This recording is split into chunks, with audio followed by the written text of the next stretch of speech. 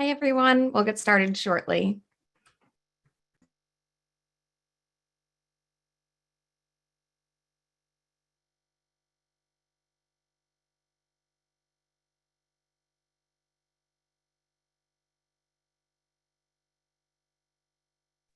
While we give everyone a minute to join, why don't you post in the chat where you're joining from today?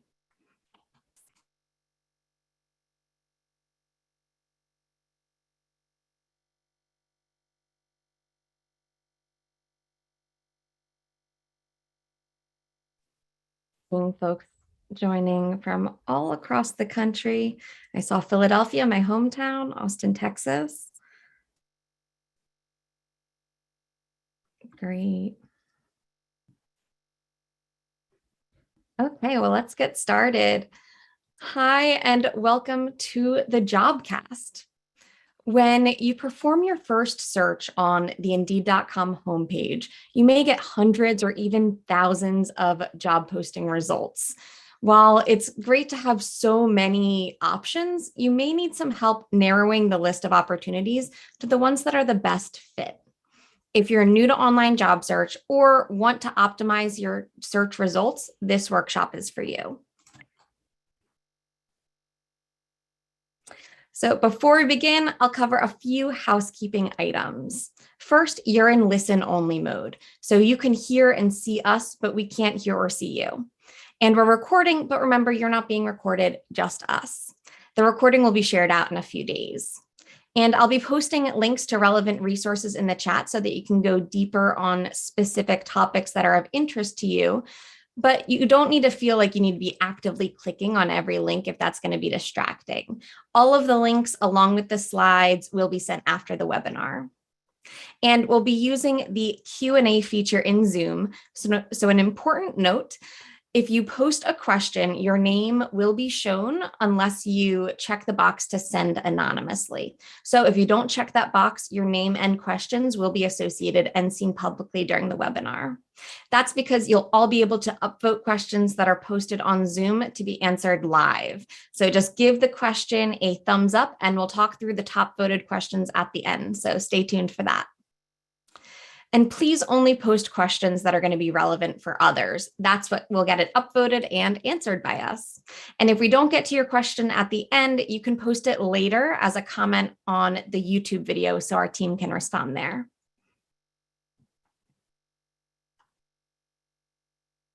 And now that that's out of the way, let me introduce myself. I'm Brandy Warwis on Indeed's Job Seeker Experience team. We're responsible for creating helpful resources and events like this Jobcast for our users, like you. I'm excited to introduce our speakers today, Victor and Stacy from Goodwill, Columbus. Victor, want to tell us a little about yourself? Thank you very much, Brandy. I'm Victor Johnson. I am a learning and development specialist with Goodwill Columbus, and very happy to be on this Jobcast today.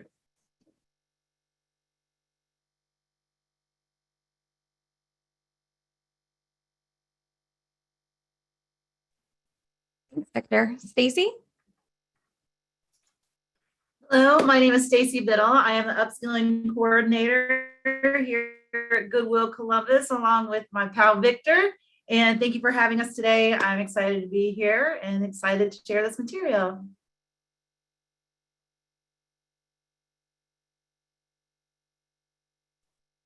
Great, let's jump in. Okay, great. As I unmute my mic. Thanks, Brandy. So we'll start off talking about our objectives. By the end of this presentation, we hope you'll have an understanding of the anatomy of the job search, advanced techniques for improved search results, and spotting and reporting job scams. So we'll get started with this. There are 25 million jobs on Indeed with 12 jobs posted per second. So think of it like this. You're looking for a specific job. It's like looking for a specific needle with under 25 million needles. But with the search, you can get rid of all that other stuff. It's a lot of jobs and it can make searching overwhelming. but that's why it's important to know how you can hone in on the relevant opportunities. So today we're talking about the ways to optimize your job search so you get that right role with the least amount of effort. The first thing you can do is download the free Indeed mobile app if you don't already have it. It makes it easier for you to search and even apply for jobs whenever and wherever you want. In fact, 70% of all job searches on Indeed take place on mobile devices. So instead of scrolling through social media on your phone, you can scroll through jobs instead. You could be among the very first users to see and apply for new jobs. Other ways that you can look are you can use the other browser plugins. There's a Chrome extension that you can use. There's a Firefox plugin that lets you search by keyword and location without having to go back to the Indeed site. There's the Google toolbar button that lets you do a quick search by Indeed without leaving the Google search page. And then there's RSS feed tools that send search results to your favorite news reader. Now, to improve your search skills, we're going to go deep into the anatomy of a job search, because once you know all the elements of the online search, you'll understand how to maximize them for your relevant results. So we'll be looking at the search bar, the SERP page. I always do the letters. Everybody else says SERP, but it stands for, what does it stand for, Brandy? It's the search engine results page. Yep. Yeah, I always remember at the last moment. So we've got that. We've got our filters, advanced search, job alerts, and the job posts. So we're going to start with the search bar. So using Indeed is similar to using a general search engine like Google. In the box labeled what, you're going to type a description of the kind of job you're looking for. You can use the job title. You can use a skill name or the employer name. And the search results will contain jobs with all the words in the what box. Searches are not case sensitive, which means you can use upper or lowercase letters and get the same results. Next, in the where box, type the city, state, or zip code where you want to find a job. Or you could even enter remote or work from home. You could put that in there as well. And then finally, click Find Jobs or press Enter on your keyboard to go to the search engine results page. Now, just to let you know, if you don't type something in, remember there's 25 million jobs on Indeed, and they're all over the world. So if you don't type in something in that, your city, your state, your zip code, then what's going to happen is you're going to get back lots of hits. But probably the best one I ever saw was someone put in nothing, and it came back East Agoga, Alabama. Now, I'm sure East Agoga is a very nice town, but I've never heard of it before, and he hadn't either, and I wasn't sure if he wanted to work there. So once again, if you want to narrow down your search, please use all the filters available to you. Now, when you're on the search engine results page, that's the part of the page where you see all the responses to what you've put into the search bar. And if you want to narrow it some more, be specific about what you're looking for. For instance, if you search sales in Austin, Texas, you'll probably get about 10,000 jobs. But if you search medical sales, then you can narrow that down to less than 15 jobs. And Austin, Texas is a nice place to work. I understand it's probably 75 and a 25% chance of rain today. Okay, we're in Columbus, Ohio. where the weather changes at least 4 times a day. So if you want to live in Columbus, come and work in Columbus, you can narrow your results by city, state. Another way to filter them is by salary, once again, by location. You can do it by experience level, and you can do it by the type of job. When you select a filter, your results will only show the available positions that match that filter. So if you put in job type in that section, it will give you choices of full-time, part-time, commission, and other types of jobs. But remember, if you put in part-time, and you would take a full-time position, if you put in part-time, you're only going to get part-time hits. With the distance drop-down filter, you can restrict your search to opportunities within a set number of miles from your specified location. When I searched for a job, I did, within 25 miles of Columbus. The location section lists other cities near you, and then there's businesses with open opportunities appearing in the search results in the company section. You've also got, you've also got experience level. You can filter through 3 possible choices: entry level, mid-level, and senior level. So when you use these filters at the top of the search results page, you start seeing jobs that meet your requirements. Once again, if you'd like to work in Austin, you could search for medical sales jobs within 10 miles of Austin. I keep mentioning Austin because I'm really jealous of warm weather. We've got a new filter that's worth highlighting. It's remote.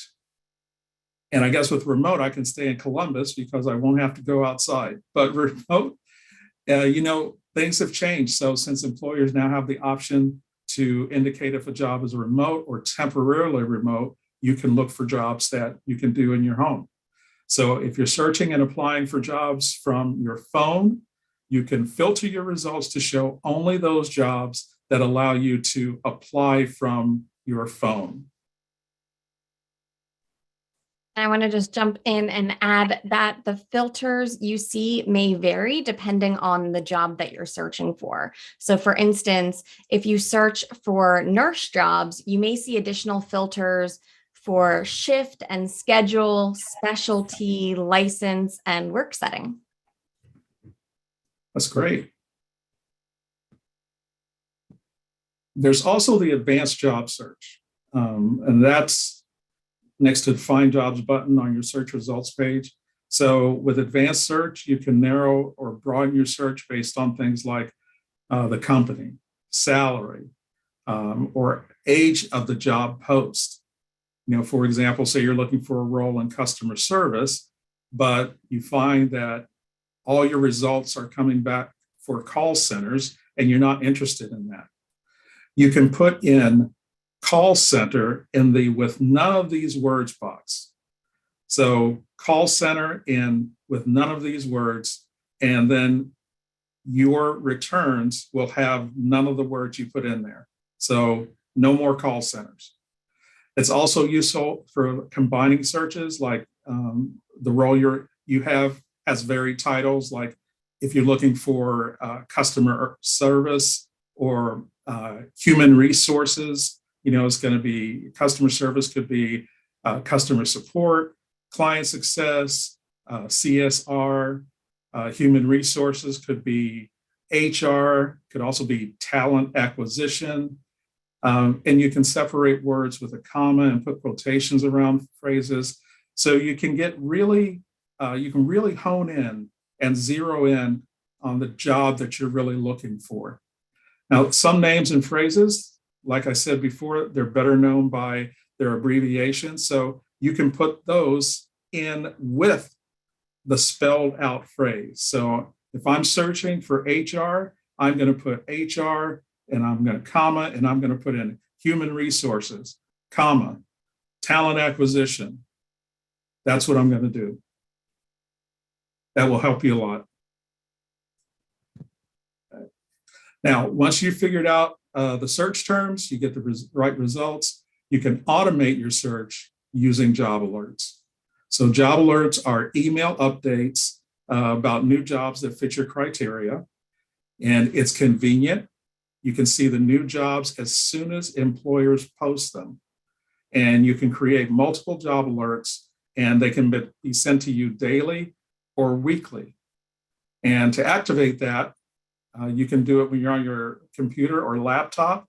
Go to the top right of the search results and enter your email and click activate.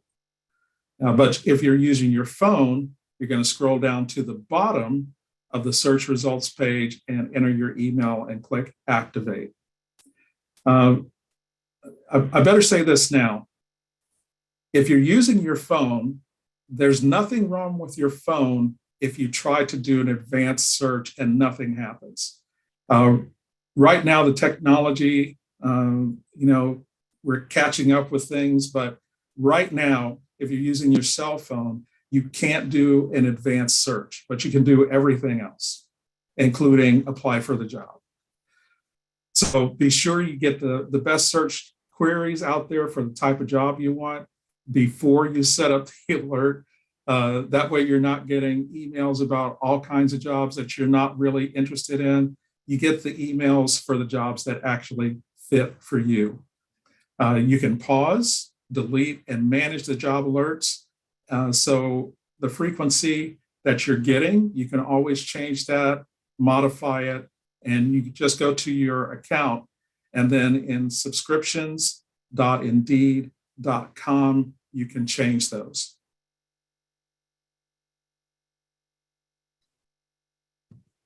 Okay, so now let's look at the job post. The job post contains a lot of information. There's the job description, there's the location, there's the days since the job was posted, there's the company rating, and then some employers also provide more details. Always nice when they put the salary range in there, helps you make decisions quickly. And then data labels. They might say that they're urgently hiring or that they're a responsive employer. The job description should summarize the essential information about a role, and it has 4 parts. It's got the targeted job title, an overview of the company, a list of key responsibilities, and a list of required skills and qualifications. Now, it's enough detail for you to determine if you're qualified for the position. Unfortunately, not all job descriptions have all the information you'd want. It really depends on the employer about how much description they do. You're more likely to get your application seen for jobs in which your experience and skills are matched because software packages called applicant tracking systems are often the first round of review before your application is seen by a human. Brandy, could you say a little bit more about the applicant tracking system and why it's so important to really read that job description? Absolutely. So as Victor mentioned, the ATS is going to probably be seeing your application, your resume, before any humans do, to just see if you meet all of the necessary qualifications. And one of the ways that the ATS will do that is by looking for specific keywords in your resume. Do you have those skills? Do you have that experience? And usually those keywords that they're looking for are going to be in the job posting itself, right? Talking, listed under the responsibilities or the requirements, something like that. So if you look in the job posting, you'll be able to extract some keywords to use in your resume so that those light up in the ATS. Now, you want to be careful not to overload your resume with keywords because there will eventually be a person who's reading that as well. So you want to make sure it's reader friendly, but also standing out in the ATS. Okay, on some job posts, you'll see a company rating out of 5 stars. If you click the rating or the company name, you'll get linked to the company page. And this has really useful information. It might have photos and videos that showcase the company's mission, their values, their culture, the office spaces, the working spaces. Some employers also link their social feeds so you can access even more of that kind of content. Millions of ratings and reviews are out there from current and former employees. So you can get a true sense of what it's like to work at that company. That's a really great thing about the Indeed community, is that you help each other. We can help each other find a great position in a place that we really want to work. There's common questions about interviewing and working at a company, and often those questions are answered by the employers, but you can add your own questions too if you want to know something about a company. When you follow a company's page, you get email notifications when that employer has new jobs posted. And then there's salary data to help you select appropriate salary brackets when you filter your job search, as well as negotiate confidently when you receive that job offer. Not to put upon you too much, Brandy, but I'd like you to, again, talk about how Indeed can help someone research salaries and how you can use that as a negotiating tool. Absolutely. So Indeed has, as Victor said, on those company pages, you'll see the salary estimates and ranges for specific roles. You can narrow down for specific locations for that company based on reported salaries.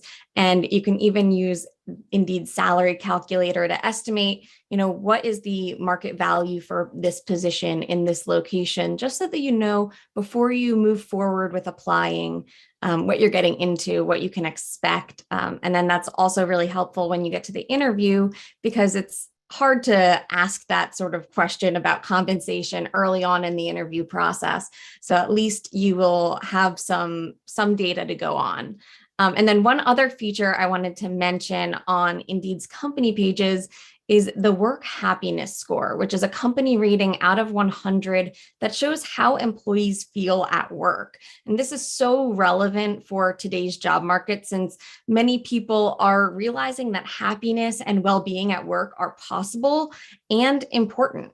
So you'll also see ratings for significant happiness drivers like flexibility, inclusion, and purpose. And doing this research up front to see if an employer will be a good fit for your individual needs will save you time and effort in the long run.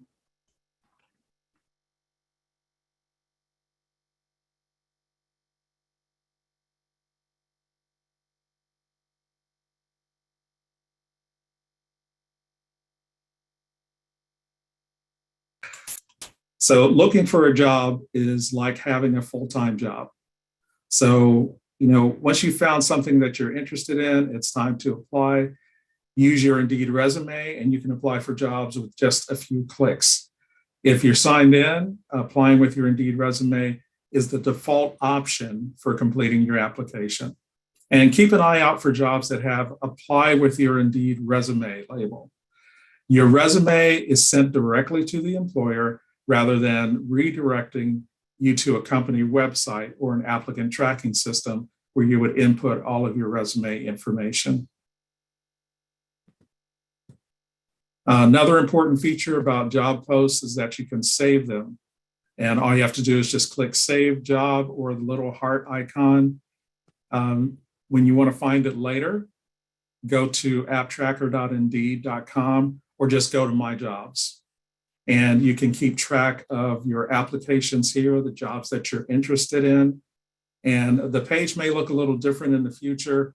Indeed is always working on ways to add more personalized data regarding applications, like the number of other applicants that have applied for this job, and if your application has been viewed by the employer.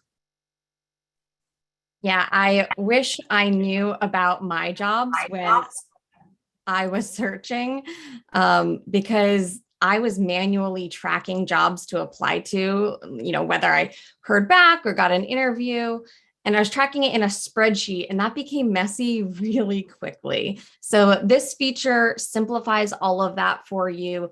Plus, you can see if an employer closes the job posting, which they unfortunately do sometimes without ever notifying you that they hired someone else, right? So that's our anatomy of a job search. Remember the search bar, advanced search, the filters that you can use, the job alerts that you can get, and then your results from the search engine page, and the job descriptions. These are really great tools, and they save you a lot of time, a lot of effort, and help you really find what you're looking for and in a place that you would like to work. So I'm going to turn it back over to you now, Brandy. Thanks, Victor. So one of the top questions in the Q&A right now is actually just saying that tips for avoiding scammers is a high priority. So they want us to address the topic. So I will kick it over to you, Stacy, to talk about avoiding job scams. All right, we can do that. So I'll give you an example. So Victor, I've received emails before that said, hey, you can work from home. Your hours are flexible. You can make like 80 grand a year. And all you got to do is get the stuff mailed to you, repackage it, and send it back out again. Perfect, right? Really? That's all you have to do? Yes. That's all I have to do. Doesn't sound good. You think it sounds too good to be true?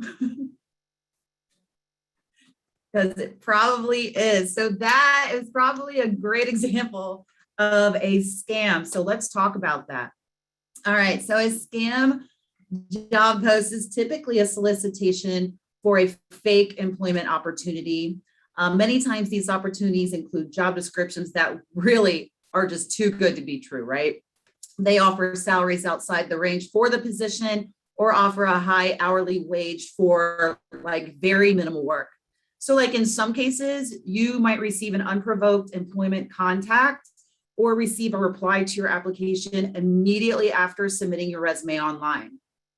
In these scenarios, the interview process is very expedited and often involving one short call or even a chat message where you don't even like verbally speak to them at all. It's all through chat, and then followed by, hey, here's your job offer, like right away.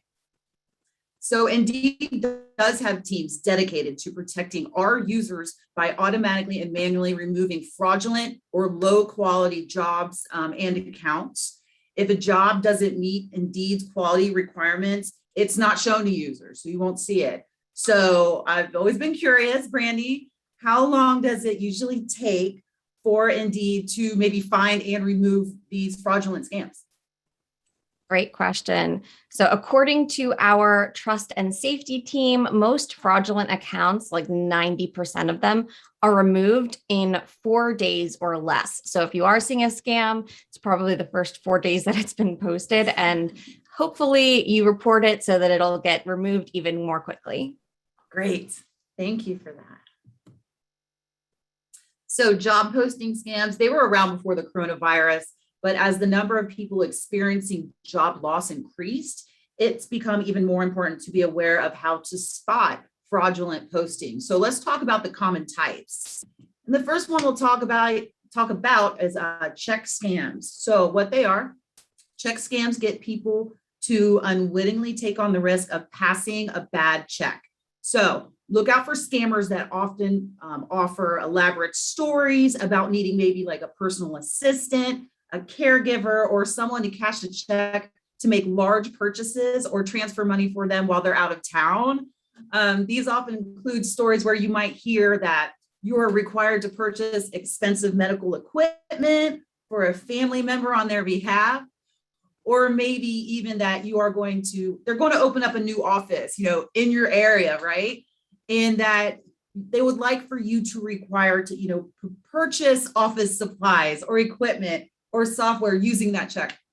So sometimes they offer to pay you upfront for work that you haven't performed yet and ask that you transfer the remainder of that check to another account for them. All right, the second one will be shipping scams. There is no legitimate scenario where an employer should require you to reship packages from your home. These are known as reshipping scams and offer work at home positions, sometimes advertised maybe as like a merchandise manager or a package processing assistant, which actually could be a legitimate job. But in scam version, duties would include receiving packages and then remailing them to foreign addresses on behalf of that client, using a posted page mailing labels provided via email. And, unbeknownst to this new employee, these packages may contain merchandise bought with stolen credit cards, which are smuggled out of the country by the reshipping scam. Also, maybe counterfeit postal money orders, which are distributed to other scammers. After helping to smuggle these things out of the country, an employee is paid with counterfeit checks or money orders. All right, money laundering scams. Reputable, legitimate companies should never ask you to perform financial transactions or money transfers for them, especially Western Union, MoneyGram, or Bitcoin.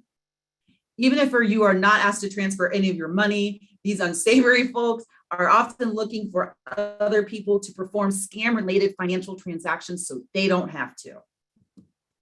And our last one, fee scams.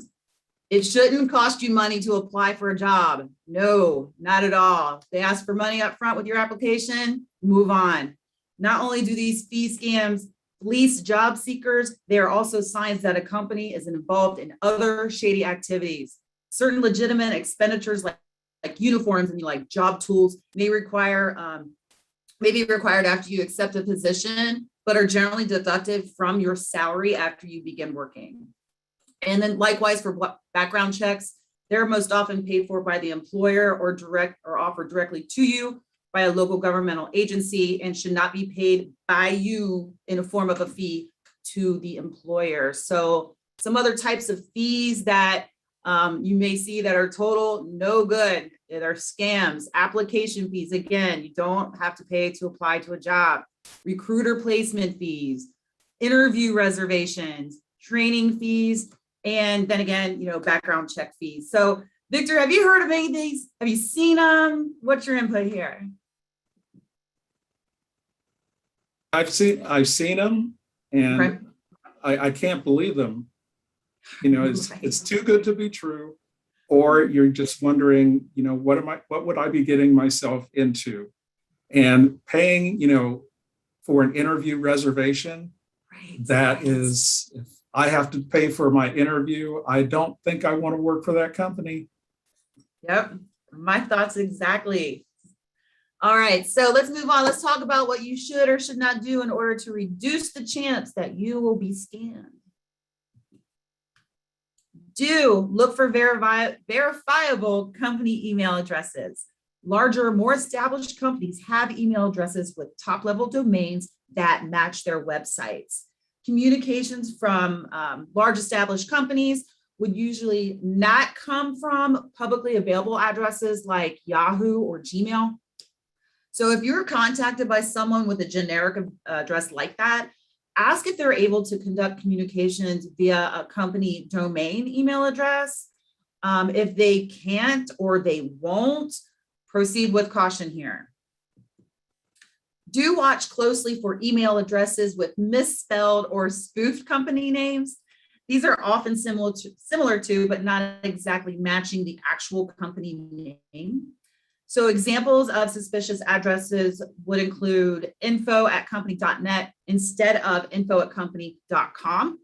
And also perhaps misspelled company names like in these examples, info@company with an IE.com or info@company with way too many A's.com. Do match the job offer to your application. Avoid bait and switch scams by confirming that employers that respond to your applications are offering the job for which you applied. Do be cautious when pursuing positions with salaries and perks and flexibility that truly seem too good to be true. Ask questions to confirm that the position is salaried and not commission only, and that there's a physical base of operations when a work from home opportunity is advertised. Do insist on an in-person or video interview. Okay, so be wary of job offers that come with little or no interview process. So scammers will often avoid face-to-face interviews by relying on chat services such as Google Hangouts while offering work from home positions. So that made me think, Victor, so have you ever like interviewed someone or been a part of an interview where someone wouldn't turn on their camera, and what do you think? If the person won't turn on the camera, then they really don't want the job. And if they're not turning on their camera and they're the interviewer, once again, I'm wondering what's going on that you can't show me your picture. Right. It may be hard to trust someone, especially if I'm interviewing with an employer and they're not turning their camera on. I'm like, what did I get myself into? Do always report suspicious communications to Indeed. If you are contacted by someone you suspect of fraudulent intentions or suspicious business practices, please contact Indeed immediately. All right, so now let's move on to the don'ts. Never send any form of payment to a potential employer you apply to on Indeed. So not only charging fees is a violation of Indeed's rules for companies, they are often a type of scam. Never agree to perform any financial transaction on behalf of an employer. This includes accepting or making wire transfers or cashing checks that are sent to you in order to make purchases on someone else's behalf. Never agree to a job that involves opening multiple accounts and or posting ads on Indeed or other sites. These are likely scammers, and you could become involved in activities that put you in financial and legal jeopardy. Never accept money upfront for work that you have not performed. So this is a common tactic used in financial scams, and it puts you at considerable legal risk. Okay, so thank you for seeing a scam on Indeed. Indeed wants to know about these posts so they can remove them from the site and continue to protecting job seekers. We rely on people like you to flag suspicious job postings. If you see something that seems off, we would greatly appreciate it if you would go ahead and click on that job posting and then scroll down to the bottom of the post, select the report job button, and then fill out report this job form. So you can also report sketchy messages and contact the support team for any other issues. These reports help us remove spam and fraud and low quality postings and make Indeed a safer place for everyone. Yeah, and before we move on, Indeed has created a 10-question quiz to test your ability to spot scams. So you can give that a try at go.indeed.com/jobscams. Great. Awesome. Thank you. So, all right, let's recap what we went over today. First, start your search on Indeed.com or the app. Use filters and advanced search to hone your results. Activate job alerts to automate your search. Read through job posts to find the right role for you. Research employers with company pages. Easily apply with your Indeed resume. And of course, watch out for suspicious jobs and scams. Okay, so hey, if you need more help with the transition or finding work, talk to your local Goodwill Career Center. Goodwills across the country operate independently, but all focus on some type of employment and education programs. To find a local Goodwill Career Center near you, check out this site to find out more about how Goodwill can help.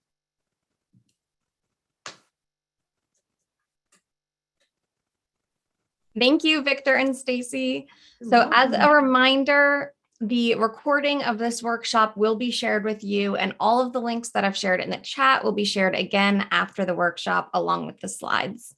And if we don't get to your question today, it looks like we have about 250 questions in the queue right now. So if we don't get to yours, remember to post it later as a comment on the YouTube video we send out so that our team can respond there. Now let's look at some of the top questions. So the first one has to do with cover letters. How important is it to add a cover letter when I apply for a job position? Stacy, Victor, what are your thoughts? What you want to do is set yourself apart from everyone else. And sometimes, even if it doesn't say cover letter, you want to send a cover letter to give that employer more information about why you're the best person for the job. I have never, ever applied for a job without sending a cover letter. And I learned that from my mentor, who ended up becoming PhD. And also he was like the chairman of his school and the college. It was one of those things I never forgot, because he kept telling me, looking for a job is to remind you that someone is looking for you, and they can't find you unless you make it easy. And I just dropped in the chat a link for a jobcast that was all about cover letters. And the key takeaway from that is a lot of the time you'll see that the job posting says a cover letter is optional. If it is, it's up to you. But like Victor said, you want to stand out, and that's an opportunity to tell more about yourself and why you're the right fit for that role. So it's kind of a missed opportunity. The other thing I'll say is, if it says cover letter required, make sure you're paying attention. Don't send in an application without a cover letter in that situation, because it'll be clear that you're not paying attention to the details. So the next question here is, how does one start a correspondence with an employer on Indeed to check the status of their application? Now, I'll take that one. On Indeed, there is a messaging tool. Now, you probably won't be able to start that conversation unless the employer has reached out to you first. Obviously, there could be a situation where there are thousands of applicants, and that would just be overwhelming for the hiring manager to get all of those messages. But if you leverage that My Jobs feature that we talked about, that will at least show you, whether or not the application has been received, has been looked at by the employer. So that's a really great tool to leverage there.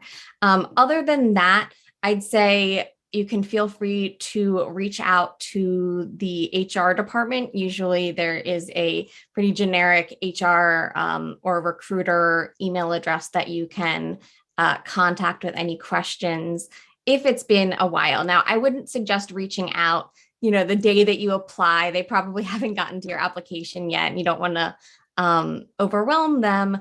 But I think that it is a good practice, if you haven't heard back after a while, just you can check and see if they are still considering applicants, and also check on My Jobs to make sure that the job hasn't been closed or archived, which would indicate that they've already hired someone. Anything to add? Cool. The next question I have here is it better to apply to jobs through Indeed rather than the actual jobs website? So that I'll talk a little bit about how Indeed works. So Indeed lets employers post jobs directly on Indeed. So in that way, Indeed acts as that applicant tracking system that we mentioned earlier. And in those cases, you'll see you can easily apply with your Indeed resume, all of those cool functions that we talked about that make it easier for you. Now, I would say especially with those jobs where they've been posted on Indeed, it's always going to be best to apply through Indeed because you can use your Indeed resume. It makes it way easier, and you can just manage everything in My Jobs.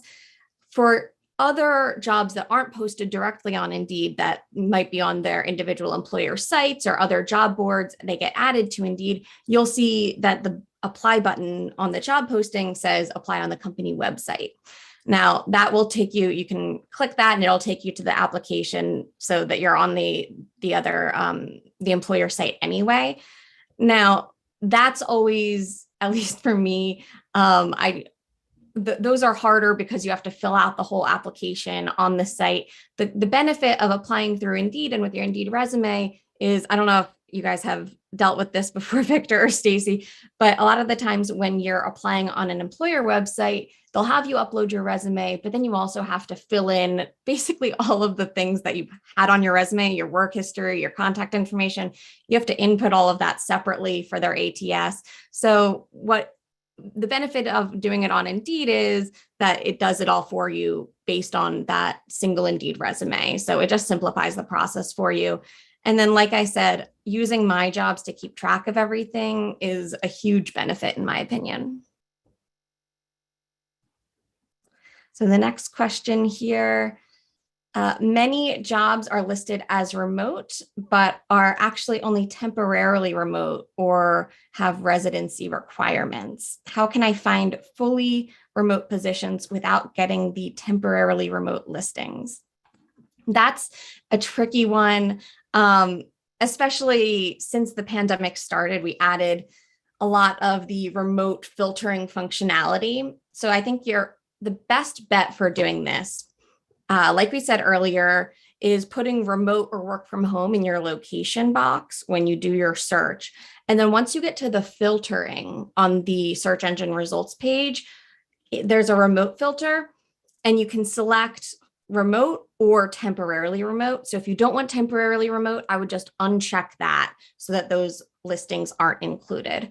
Now, that's not to say that an employer couldn't post a job as remote now and then later on say, we're opening the offices again, we expect you to come back in. But that at least sets you up for more success than just blindly applying without knowing whether or not it's temporary. Let's see the next question. How can I screen or filter the job posts? I'm seeing a lot of postings that have nothing to do with my resume or experience. So obviously, a lot of the tips that Victor gave earlier using the search functionality, the filtering, definitely that advanced search would be the best bet. One thing to call out there that's really helpful about the advanced search is that sometimes there are job titles that can mean multiple things. So for instance, engineer, right? So if you just put engineer into the what box, there's going to be a lot of variety in the results you get. You might get electrical engineering or civil engineering, or you're going to get software engineering. So the more specific you can be about what you're looking for, the better. And by using that advanced search tool, it will group your words. So you can say it needs to have all of these words, not just one of them. So if you put in software engineer using the regular search, it might see engineer and include other things. But if you put it in that advanced search, you say it must include software and engineer, then it's going to be a little bit more clear in your results and give you what you want. The other thing that I'd suggest is making sure that you have your Indeed profile completed. So your Indeed profile is made up of your resume and then a couple of other questions that specify what you're looking for in terms of salary, whether you're willing to relocate, what job titles you're interested in. That data allows Indeed to get to know you better, and then we can recommend jobs based on that information. So when you get to your search engine results page, if you have that profile completed, those jobs are going to be sorted based on those preferences versus just randomly listed based on the date they were added or something like that. So the more Indeed can get to know you, the more they can actually customize your experience so that you're seeing relevant jobs. Let me see the next question here.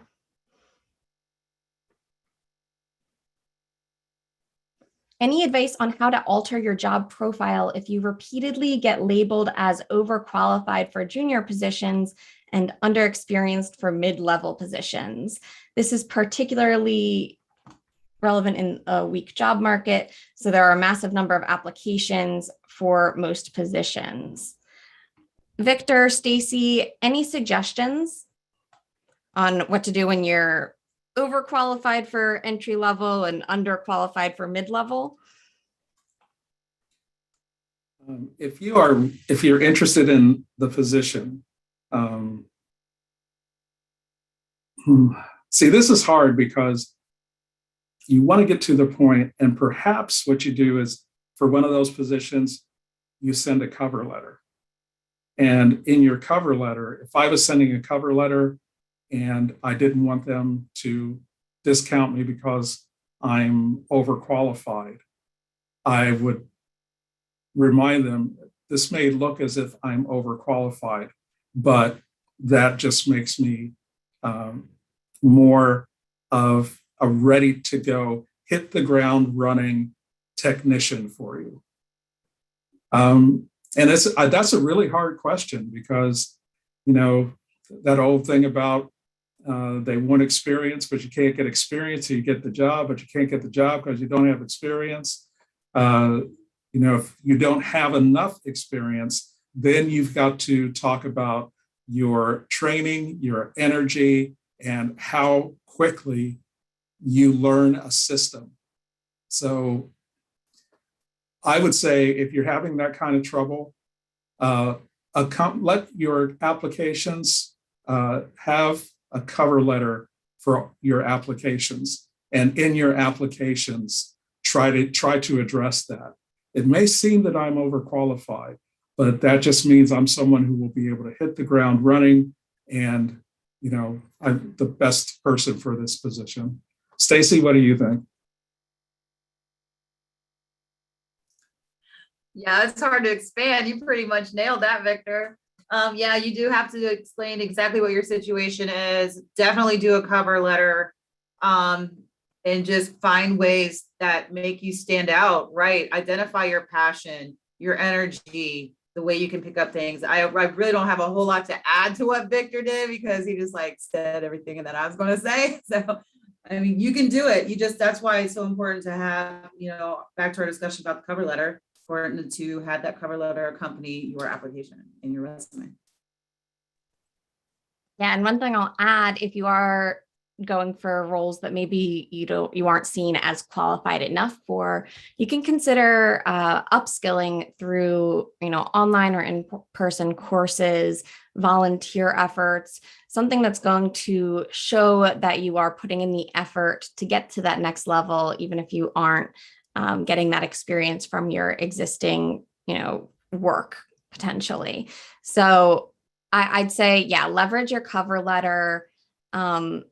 And a watch out that I would mention is if you are overqualified for certain positions, it's possible that the salary range that's being offered isn't going to meet your needs.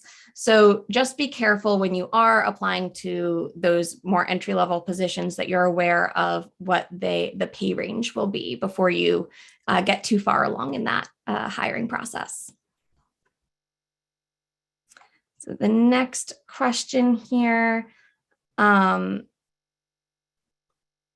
can we do about companies that post a job with a salary, then when you do an interview, they offer far less than what they posted? Do we report that? That's a good question. I haven't come upon that situation really, but my recommendation would be to, if you get to the point in the interview process where they are telling you what the compensation is, I think it's fair to express your concern and say, oh, I was under the impression that the estimated pay range would be X to Y. Based on my experience and what I can bring to the table, I'd be hoping for something more like Y amount. And then that is also where you can really leverage Indeed's salary tools. So if you go into the salary database or use the salary calculator, you can come with like a market value, basically. So not even just for that individual employer, but here's what, the pay is for this kind of role in this location typically. Is that something that you would feel comfortable offering? Now, especially today, it is definitely a job seeker's market. So you're probably more likely to have some flexibility on their end and meet those requirements. So I would say if you aren't willing to take the job at the lower compensation anyway, it definitely won't hurt to say something in a professional manner, but just expressing your confusion that you saw on the job posting, this listing, and you want to make sure that you're understanding what that discrepancy is. Anything to add? Yes, one thing. If you get to the interview stage, whether it's in person or video, you should have, copies of your resume with you. You should have something to write with. You should have your questions for them ready, but you should also have a printout of the job description. And that way, if something comes back lower, you can say, well, here, I see when I looked at this, it says right here that you were offering this amount, which just gives you a little more ammunition. And of course, you don't want to get caught in a bait and switch too. So just be cautious. Yep, and I was just about to say that, bait and switch. My talk of the conversation today is scams. I mean, think about that. If you feel in your gut that, something is really off here, and if that company, you feel like that was just kind of a shady practice, walk away. You don't want to work for that company anyway. If they're willing to do that, like right up front, what's going to happen down the road?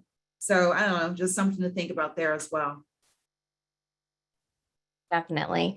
I think we have time for one more question. This next one is asking about what they can do in regards to ageism in the hiring process. Now, I'm going to drop, we did a webinar entirely on that topic, so I will drop that link in the chat. But Victor, Stacy, any thoughts on how to overcome ageism during the hiring process? Well, during the application process, when you're doing the application or you're sending your resume or sending a cover letter, if let's say you have a bachelor's degree. If it's been more than 10 years since you earned your bachelor's degree, then leave the date off. Try to leave the date off of things that would give a key to how old you are. Now, we all know that it's against the law. Ageism in hiring is against the law. That doesn't mean that people don't still unconsciously do it. So some of the things, one of the best answers I ever heard in an interview when someone didn't ask about age, but kind of hinted at, we need an energetic person, and that person said, well, you know what? I'm old enough to get this job done correctly, and I'm energetic enough to get it done right. I'm the best person for this job. That's such a good point about the unconscious biases, because they're probably not going to be only selecting younger candidates on purpose, but there is natural unconscious bias to overcome. And I would say another thing regarding when you're actually searching, you can just keep an eye out in the job posting for those little keywords, like Victor said, like high energy or work hard, play hard mentality. There are these, or digital native, there are these words that you might see that can kind of give away that they are probably aiming to hire someone younger. And they're probably not going to be a good fit for you. So I would avoid those job postings if you can. And then, as I said, check out that other Jobcast for more tips about avoiding those jobs when you're applying, and then also how to handle specific questions around your age or ability in the interview process as well.